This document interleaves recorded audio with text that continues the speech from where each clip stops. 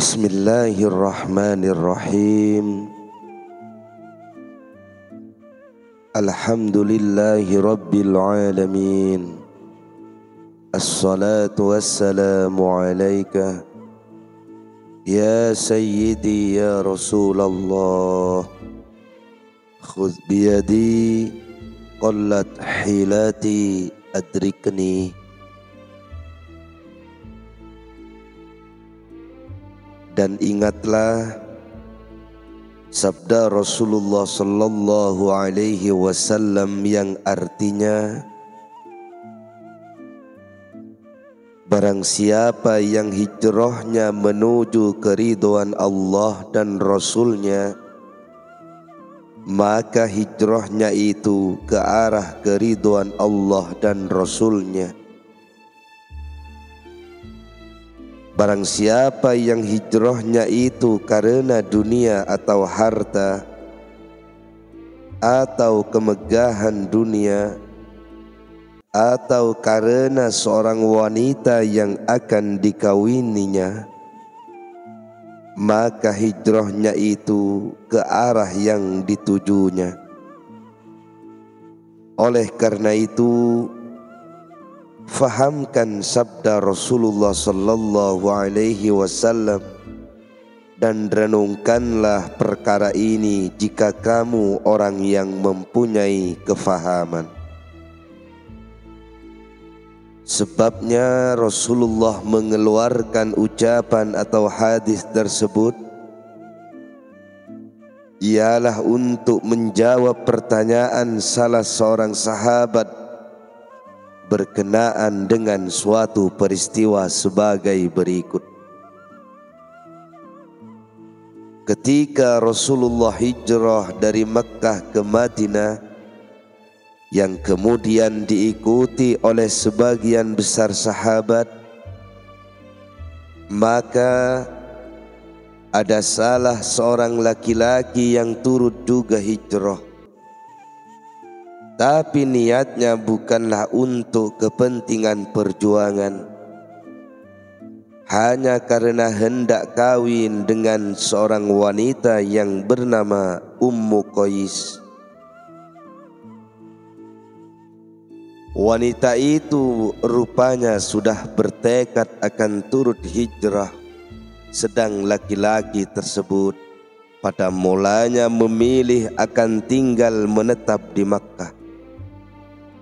Karena perempuan itu mengajukan syarat bahwa ia bersedia dikawini di tempat Rasulullah pindah atau ke Madinah, maka akhirnya laki-laki itu pun turut pula hijrah. Ketika peristiwa itu ditanyakan Rasulullah, apakah hijrah dengan motif yang demikian itu diterima atau makbul atau tidak? Beliau menjawab secara umum seperti yang tersebut pada hadis di atas. Pada hadis itu ditegaskan lebih jauh bahwa tiap-tiap amal perbuatan haruslah berlandaskan niat dan nilai yang dikerjakan itu pada sisi Tuhan. Tergantung kepada niat amal orang yang mengerjakan, tergantung kepada nawaitunya. Jika niatnya baik, maka amalnya diterima. Sebaliknya, kalau niatnya karena ada udang di balik batu, maka amalnya itu pun akan tertolak. Telah diterangkan di atas bahwa niat itu adalah faktor yang sangat menentukan dalam sesuatu amal atau perbuatan. Sebagai salah satu contoh yang sederhana, kita kemukakan seseorang yang masuk ke dalam masjid itu untuk istirahat, maka yang dicapainya ialah sekadar dapat berteduh dari panas terik. Tapi jika niatnya masuk ke dalam masjid itu untuk i'tikaf, yaitu tata cara amaliyah yang dianjurkan oleh Islam, maka dia akan mendapatkan pahala.